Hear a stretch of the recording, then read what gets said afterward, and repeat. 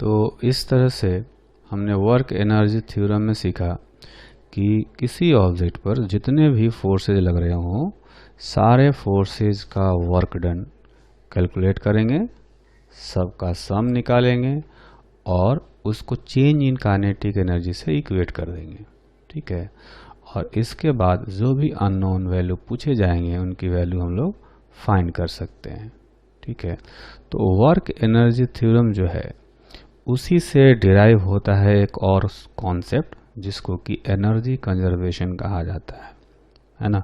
तो कहेंगे कि जो वर्क एनर्जी थ्योरम है उसके हिसाब से बाय वर्क एनर्जी थ्योरम हमने कहा था कि जितने भी फोर्सेज होंगे सबका work done change in kinetic energy के इक्वल आता है ना। जैसे हो सकता है कुछ कंजर्वेटिव फोर्सेज हों, कुछ नॉन कंजर्वेटिव फोर्सेज हों, है ना। तो सारे फोर्सेज का sum is equal to change in kinetic energy के इक्वल होना चाहिए। ठीक है। साथ में हमने ये भी सीखा कि जो work done by conservative force है उसको हम लोग माइनस डेल्टा यू लिख सकते हैं, है ना। ये होता है delta U is equal to work done by external agent is equal to negative of work done by conservative force. ठीक है। तो ये रिलेशन होता है। तो इसी रिलेशन से कंजर्वेटिव फोर्स का जो वर्क डन है उसको हम लोग माइनस डेल्टा यू लिख सकते हैं work done bye non conservative force, और ये जो है ये हो गया डेल्टा के। ठीक है। तो work done bye non conservative force इसको लिखा जा सकता है delta K plus delta you. ठीक। अगर ऐसा हो कि if work done by non-conservative force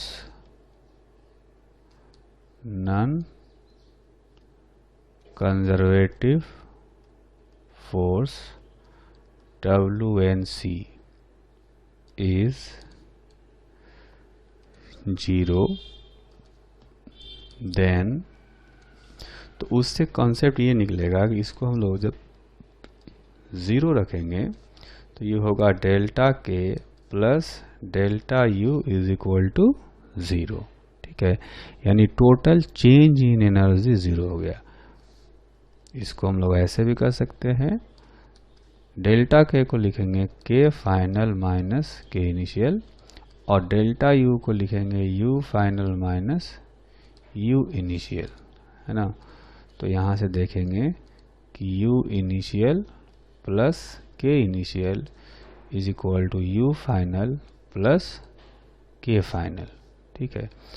तो ये जो फॉर्मूला है इस फॉर्मूले में हम लोग क्या देख रहे हैं कि इनिशियली जो पोटेंशियल एनर्जी और काइनेटिक एनर्जी का जो सम है वो फाइनली इनके सम के इक्वल है, यानी कि टोटल मैकेनिकल एनर्जी जो है वो कंजर्व रहेगा, है ना।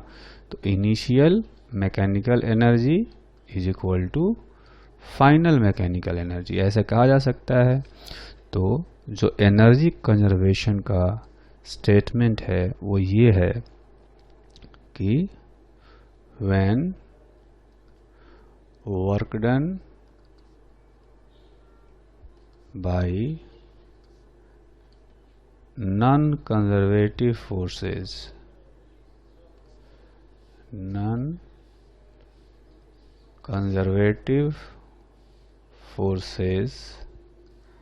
on a body is 0, then total mechanical energy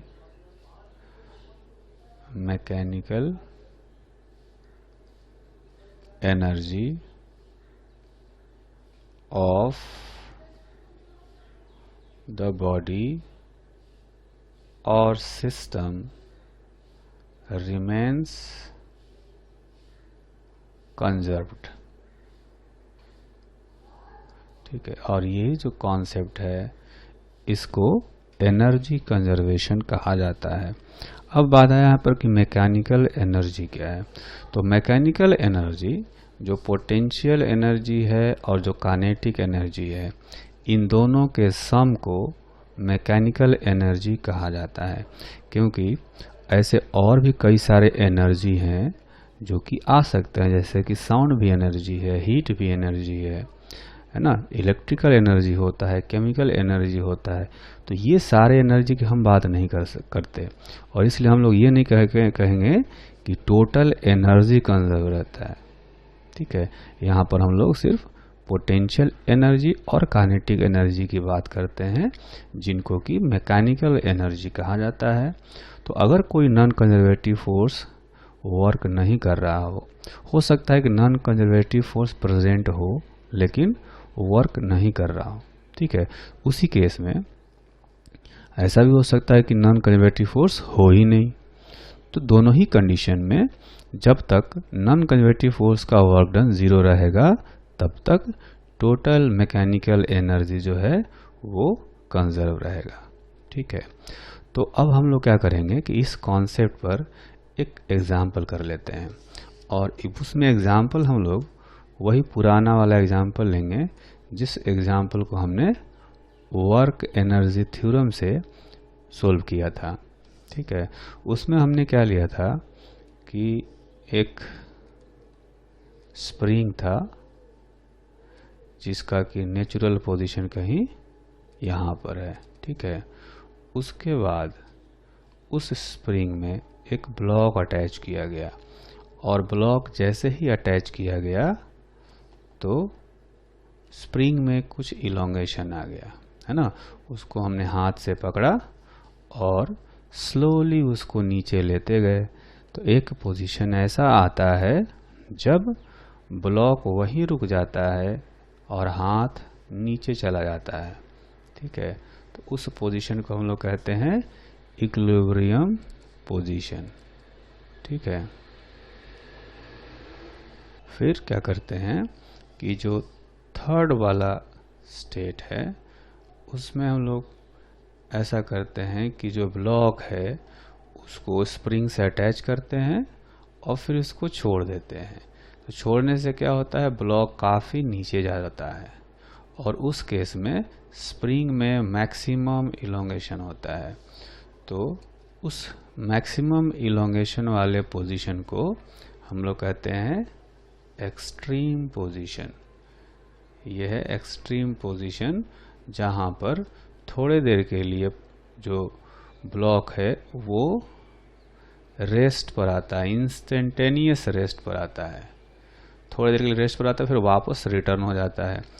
तो हमने निकाला था कि इस केस में जो इलोंगेशन होगा जब इक्विलिब्रियम पोजीशन होगा वो होता है mg, नीचे फोर्स लग गया, ऊपर kx नॉट लग गया। तो at equilibrium mg is equal to kx naught, net force 0 करेंगे तो वहाँ से x नॉट का जो वैल्यू है वो आता है mg/k। ठीक है, उसके बाद हम लोग जब मैक्सिमम इलोंगेशन निकालते हैं, मैक्सिमम इलोंगेशन जो है वो ये है, नेचुरल पोजीशन से एक्सट्रीम पोजीशन के बीच का सेपरेशन। तो इस मैक्सिमम इलोंगेशन को निकालना हो तो हम लोग वर्क एनर्जी थ्योरम लगाते थे, है ना। अब यहाँ पर क्या करेंगे, एनर्जी कंजर्वेशन लगाएंगे। तो एनर्जी दो तरह की आएगी, एक तो ग्रेविटेशन की आएगी और दूसरी आएगी स्प्रिंग की। तो दोनों के लिए ही रेफरेंस लाइन की ज़रूरत होती है। तो स्प्रिंग के लिए तो हमने रेफरेंस लाइन नेचुरल पोजीशन पर लिया था, है ना, और उसके लिए जो है हमेशा यही काम करेंगे कि नेचुरल पोजीशन को ही रेफरेंस लाइन लेंगे। लेकिन ग्रेविटेशन के लिए हमने कहा था कि कहीं भी रेफरेंस लाइन लिया जा सकता है। ठीक है, तो हम ऐसा भी कर सकते हैं, मान लेते हैं कि ये जो नेचुरल पोजीशन है यहीं पर ग्रेविटेशन के लिए भी रेफरेंस लाइन ले लेते हैं। तो ग्रेविटेशनल पोटेंशियल एनर्जी इस पॉइंट पर ज़ीरो मानी जाएगी, है ना। यहाँ पर ग्रेविटेशनल पोटेंशियल एनर्जी ज़ीरो माना जाएगा। ठीक, तो हमारे लिए जो नेचुरल पोजीशन है वो इनिशियल पॉइंट हो गया, और ये जो एक्सट्रीम पोजीशन है ये हो गया फाइनल पोजीशन।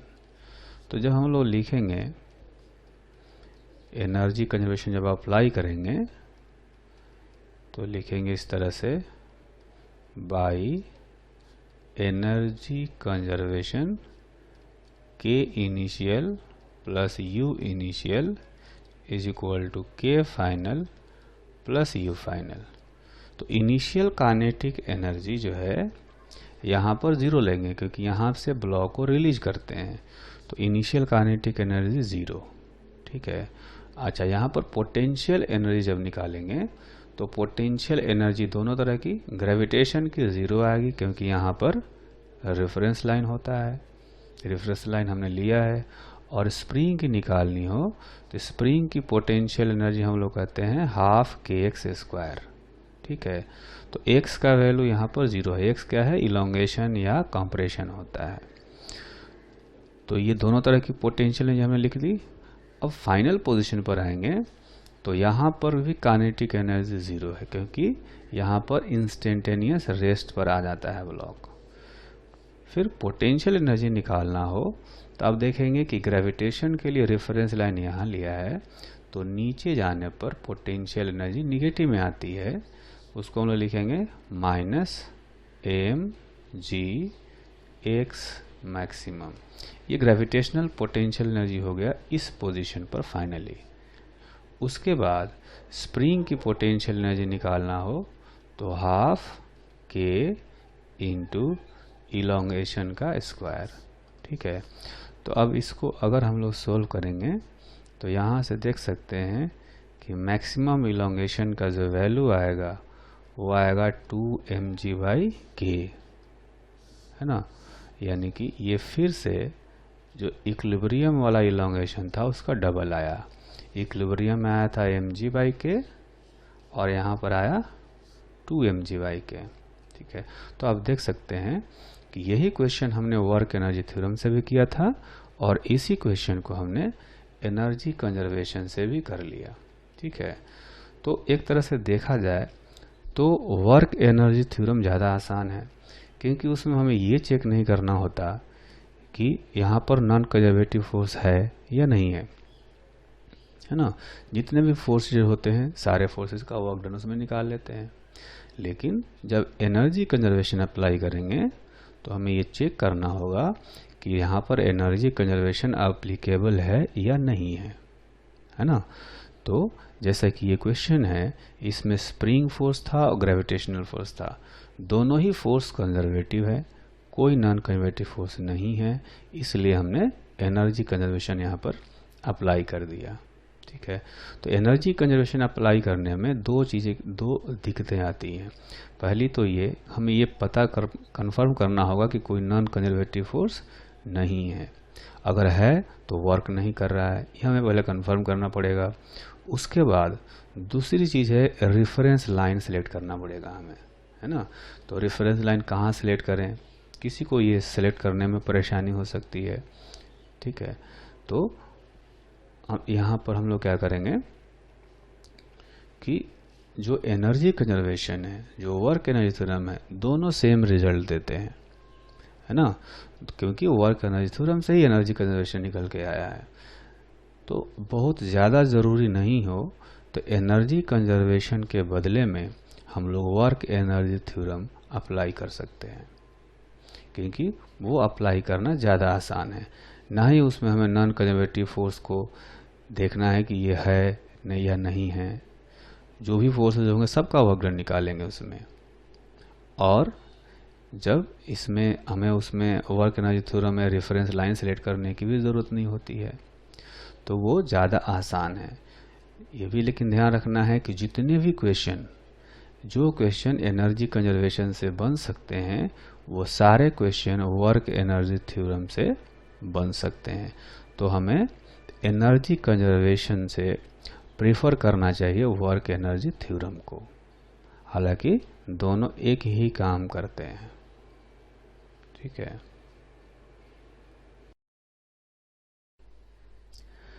तो एनर्जी कंजर्वेशन पर बेस्ट एक और एग्जाम्पल करते हैं। इस एग्जाम्पल में एक बॉल दिया गया है जिसका कि मास है m, और उसको एक स्ट्रिंग से अटैच किया गया है। इस स्ट्रिंग का एक एंड यहाँ पर फिक्स्ड है। इस स्ट्रिंग को इनिशियली हॉरिजॉन्टल पोजीशन में रखा जाता है और फिर वहाँ से इसको रिलीज किया जाता है। तो जब ये स्ट्रिंग वर्टिकल हो जाता है तब हमें इस बॉल की वेलोसिटी फाइंड करनी है। ठीक है, तो क्वेश्चन में ये दिया गया है कि जो बॉल है वो हॉरिजॉन्टल पोजीशन से रिलीज किया गया है। When ball is released from horizontal position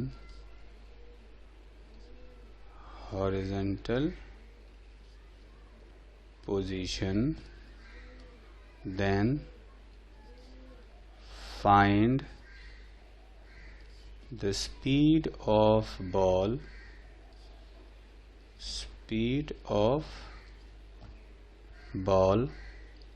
when string becomes vertical।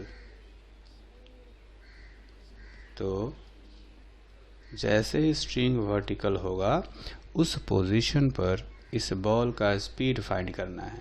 तो इसके लिए हम लोग क्या करेंगे, हम लोग एनर्जी कंजर्वेशन अप्लाई करेंगे।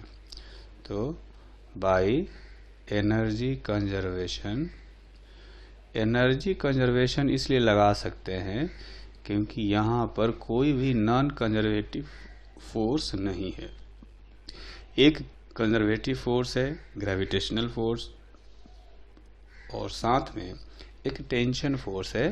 तो टेंशन फोर्स कोई वर्क नहीं करता है क्योंकि टेंशन फोर्स हमेशा रेडियल डायरेक्शन में लगेगा जो कि वेलोसिटी के परपेंडिकुलर, वेलोसिटी हमेशा टेंजेंशियल डायरेक्शन में होगा। ठीक है, और इसलिए ऐसा कहा जा सकता है कि तो ये कह सकते हैं कि इसमें सिर्फ एक कंजर्वेटिव फोर्स है जो कि वर्क करेगा और कोई भी फोर्स वर्क नहीं कर रहा है, इसलिए एनर्जी कंजर्वेशन अप्लाई कर सकते हैं, है ना। और जो ग्रेविटेशनल फोर्स है वो कंजर्वेटिव फोर्स है, तो उसके साथ में ग्रेविटेशनल पोटेंशियल एनर्जी भी आएगा। इसके लिए हमें एक रेफरेंस लाइन लेना होगा। तो रेफरेंस लाइन जो है वो इस लोअर मोस्ट पॉइंट पर ले लेते हैं, और चूंकि यहाँ पर रेफरेंस लाइन ले रहे हैं इसलिए यहाँ पर पोटेंशियल एनर्जी 0 माना जाएगा, है ना। तो यहाँ पर जो पोटेंशियल एनर्जी है वो 0 हो गया। ठीक, अब हमारे लिए क्या है कि ये इनिशियल पोजीशन है और ये फाइनल पोजीशन है। तो इनिशियल और फाइनल पोजीशन के बीच में एनर्जी कंजर्वेशन अप्लाई करेंगे। तो लिखेंगे initial kinetic energy plus initial potential energy is equal to final kinetic energy plus final potential energy. ठीक है, तो इनिशियली जो है बॉल को रिलीज किया गया था, इसलिए इनिशियल काइनेटिक एनर्जी 0 हो जाएगा। ठीक है, उसके बाद हम लोग लिखेंगे पोटेंशियल एनर्जी। तो पोटेंशियल एनर्जी सिर्फ ग्रेविटेशनल आएगा। यहाँ पर रेफरेंस लाइन है तो एल हाइट ऊपर जाने पर ये इनिशियल पोजीशन आता है। तो यहाँ पर जो पोटेंशियल एनर्जी होगा उसको हम लोग लिखेंगे mg इंटू हाइट। चूँकि रेफरेंस लाइन से ऊपर है इसलिए पॉजिटिव में पोटेंशियल एनर्जी होगा। इसके बाद फाइनली जब यहाँ पर आएगा तो यहाँ पर वेलोसिटी हमने v लिया हुआ है, तो काइनेटिक एनर्जी आएगा हाफ mv², और पोटेंशियल एनर्जी यहाँ पर 0 लेंगे क्योंकि यहाँ पर रेफरेंस लाइन लिया गया है। तो अब इस क्वेश्चन को अगर सोल्व करेंगे तो जो वेलोसिटी है ये आ जाएगा √2gl। मतलब अगर 0 वेलोसिटी से वहाँ से छोड़ा गया हो ऊपर से, तो जब नीचे आएगा तो इसकी वेलोसिटी √2gl हो जाएगी। अब हम लोग इस चैप्टर के आखिरी सेक्शन में इंटर कर रहे हैं। ये जो चैप्टर है वर्क पावर एनर्जी, इसमें हमने वर्क के बारे में पहले पढ़ा, उसके बाद हमने एनर्जी के बारे में पढ़ा और अब हम लोग पावर के बारे में पढ़ेंगे। तो इसमें जो दूसरा सेक्शन था एनर्जी, और उसमें भी स्पेशली पोटेंशियल एनर्जी, वो बहुत ही ज़्यादा इम्पॉर्टेंट है। वो इसलिए क्योंकि उसका जो नॉलेज होता है काफ़ी वास्ट होता है, काफ़ी डिफ़िकल्ट होता है, और दूसरा कारण ये है कि वो आगे कई सारे चैप्टर्स में यूज़ में आता है। ठीक है, तो पोटेंशियल एनर्जी वाला जो सेक्शन है उसमें जो कॉन्सेप्ट सिखाए गए हैं, जो फॉर्मूले बताए गए हैं, वो सारे ही कॉन्सेप्ट हमें स्पेशली ध्यान रखना चाहिए, क्योंकि आगे ग्रेविटेशन चैप्टर में, इलेक्ट्रोस्टैटिक्स चैप्टर में ये सारी चीज़ें फिर से यूज़ में आएंगी। ठीक है, तो अब हम लोग क्या करेंगे, अब हम लोग पावर के बारे में पढ़ते हैं। तो पावर को कुछ इस तरह से डिफाइन किया जाता है कि it is equal to rate of work done by the force. तो कोई फोर्स है, उसका पावर पूछा जाता है। तो उस फोर्स का पावर पूछा जाता है तो क्या निकालते हैं हम लोग कि वो किस रेट से वर्क कर रहा है। ठीक है, अभी जो पावर है इसको दो टाइप्स में डिवाइड किया जाता है, दो पार्ट्स में डिवाइड किया जाता है। तो पहला होता है जिसको कहा जाता है इंस्टेंटेनियस पावर, और जो दूसरा पार्ट होता है उसको कहा जाता है एवरेज पावर। तो जैसा कि नाम में ही है इसके, इंस्टेंटेनियस का मतलब हुआ किसी पर्टिकुलर इंस्टेंट पर या किसी पर्टिकुलर पॉइंट पर जो पावर प्रोड्यूस होगा उसको इंस्टेंटेनियस पावर कहा जाता है। और एवरेज पावर का मतलब हो गया कि किसी बड़े से इंटरवल में, है ना। तो एक एक करके समझते हैं। इंस्टेंटेनियस पावर जो है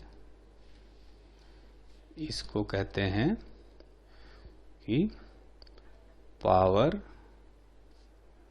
डेवलप्ड और produced by force at an instant और एट ए पॉइंट। ठीक है, तो इंस्टेंटेनियस वैल्यू निकालने के लिए हमें क्या करना पड़ेगा कि वर्क डन को डिफरेंशिएट करना पड़ता है। तो इंस्टेंटेनियस पावर हम लोग इस तरह से निकालते हैं, और जो वर्क डन है इसको जैसा कि हम लोग जानते हैं F.S ऐसे लिखते हैं। तो जब इसको डिफरेंशिएट करेंगे तो स्मॉल डिस्प्लेसमेंट के लिए या स्मॉल टाइम इंटरवल के लिए, क्योंकि ये बहुत ही स्मॉल dt इंटरवल में निकाला जाता है, तो फोर्स को उतने देर के लिए कांस्टेंट मानते हैं। तो क्या करेंगे, F को बाहर निकाल सकते हैं और ये डॉट ds/dt आ जाएगा, यानी कि F.V। तो ये हो गया इंस्टेंटेनियस पावर। इंस्टेंटेनियस पावर में आप देखेंगे कि जो वेलोसिटी है ये भी इंस्टेंटेनियस है। ठीक, तो कुछ इस तरह से इंस्टेंटेनियस पावर की वैल्यू कैलकुलेट की जा सकती है। इंस्टेंटेनियस पावर है, उसका यूनिट जो है हम लोग जूल पर सेकेंड या वाट में कह सकते हैं, या एक और यूनिट होता है इसको कहा जाता है हॉर्स पावर। ठीक है, ये तीन तरह के यूनिट होते हैं।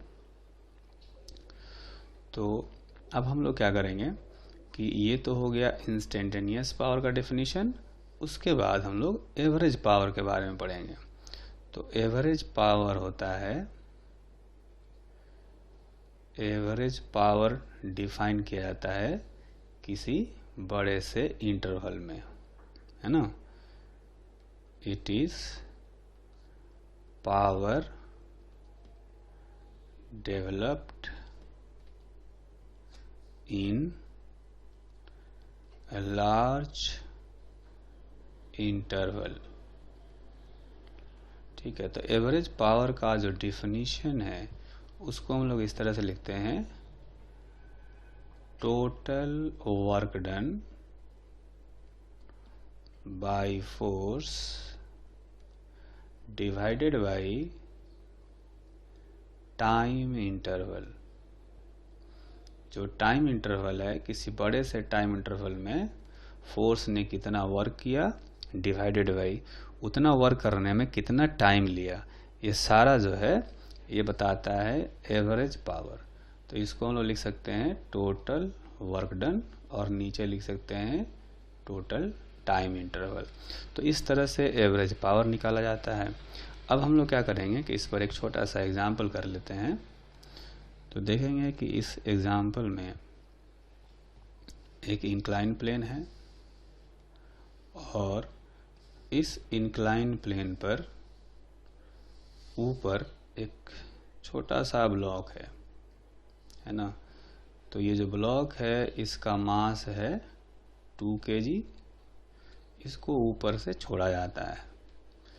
इस इंक्लाइन प्लेन का इंक्लिनेशन मान लेते हैं कि 30 डिग्री है, ठीक।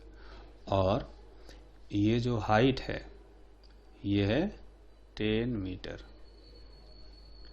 तो हमें पता करना है find instantaneous and average power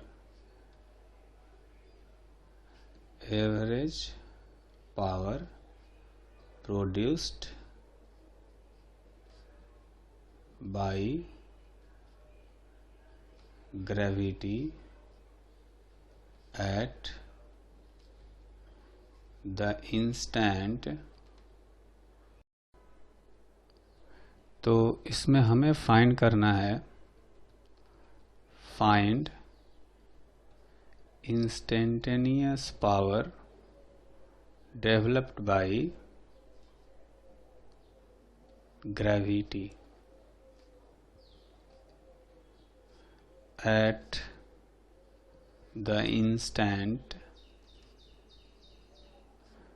block reaches the lowermost point। तो क्वेश्चन का एक पार्ट ये हो गया और क्वेश्चन का जो सेकंड पार्ट है वो ये है कि find average power developed by gravity during total journey। मतलब जो भी इंटरवल में चला होगा यहाँ से यहाँ तक, यहाँ से यहाँ तक जाने में जितना भी समय लिया होगा उस समय में जो एवरेज पावर डेवलप हुआ ग्रेविटी से वो हमें फाइंड करना है, ठीक है। तो इसके लिए हमें क्या करना है कि सबसे पहले इस पॉइंट पर हम लोग वेलोसिटी निकालेंगे कि ब्लॉक जब यहाँ पहुँचेगा तो इसकी वेलोसिटी कितनी होगी, ठीक। तो वेलोसिटी निकालने के लिए या तो वर्क एनर्जी थ्योरम अप्लाई कर सकते हैं या एनर्जी कंजर्वेशन भी अप्लाई कर सकते हैं। तो वैसे दोनों से ही आसान है, फिर भी हम लोग एनर्जी कंजर्वेशन लगाते हैं। आप देखेंगे कि जो ब्लॉक है ये यहाँ से चल करके जब यहाँ आएगा तो 10 मीटर नीचे आएगा, तो इसकी पोटेंशियल एनर्जी घटेगी और जितनी पोटेंशियल एनर्जी घटेगी उतनी ही काइनेटिक एनर्जी बढ़ेगी, ठीक है।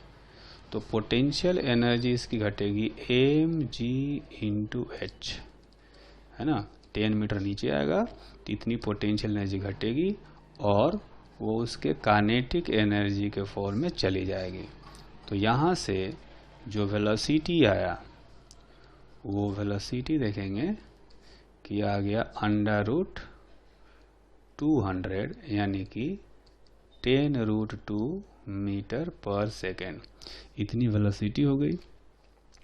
तो अब अगर इंस्टेंटेनियस पावर निकालना हो, इंस्टेंटेनियस पावर निकालने के लिए हमें क्या करना पड़ेगा कि F डॉट V निकालना है ना।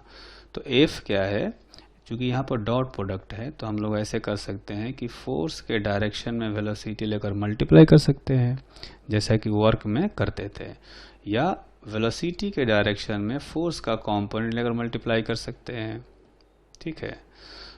या डायरेक्ट फार्मूला लगा सकते हैं, इसको लिखेंगे फोर्स है mg, वेलोसिटी यहाँ पर है 10√2, मतलब फोर्स का मैग्नीट्यूड वेलोसिटी का मैग्नीट्यूड इनटू कॉस थीटा।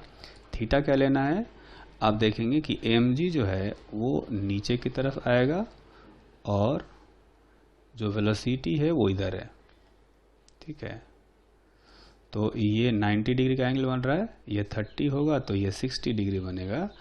तो फोर्स और वेलोसिटी के बीच का एंगल 60 डिग्री हो गया। तो यहाँ पर cos 60 डिग्री लिख सकते हैं। तो यह आएगा mg इंटू 10√2, cos 60 डिग्री होता है 1/2। मास दिया गया है 2 kg, तो 2 इंटू 10 इंटू 10 इंटू √2 इंटू 1/2।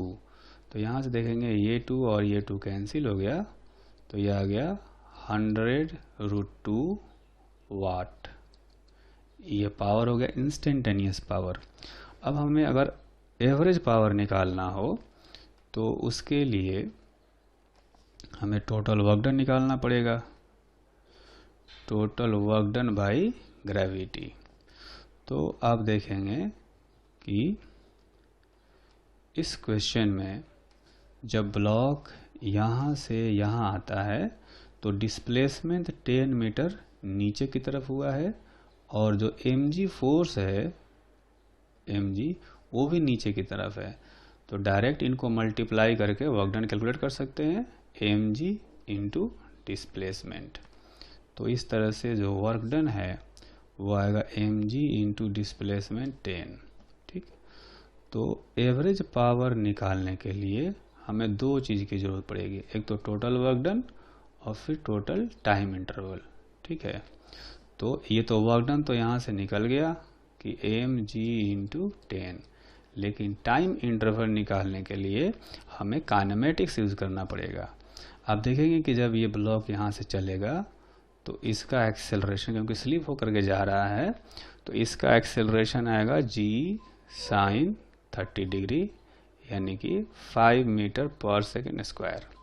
अगर ये 10 मीटर है तो ये जो इंक्लाइन प्लेन का लेंथ होगा ये आएगा 20 मीटर यहाँ से यहाँ तक। तो इस एक्सेलरेशन के साथ में इतना डिस्प्लेसमेंट के लिए कितना टाइम लगेगा पहले हम लोग ये पता करेंगे। तो अगर काइनेमेटिक्स अप्लाई करेंगे तो देख सकते हैं कि इसमें डिस्प्लेसमेंट है 20 मीटर, मतलब s is equal to ut plus half at square वाला फॉर्मूला लगाएंगे। डिस्प्लेसमेंट है 20 मीटर, इनिशियल वेलोसिटी है 0, एक्सेलरेशन आया है 5 और टाइम है t। तो इस टाइम का जो वैल्यू है वो आ जाएगा 40/5 का रूट, यानी 2√2 सेकेंड, ठीक। तो आप देखेंगे कि जो टाइम इंटरवल है वो इतना आ गया और साथ में वर्क डन हमने पहले से कैलकुलेट कर रखा है, तो डेल्टा टी आ गया 2√2।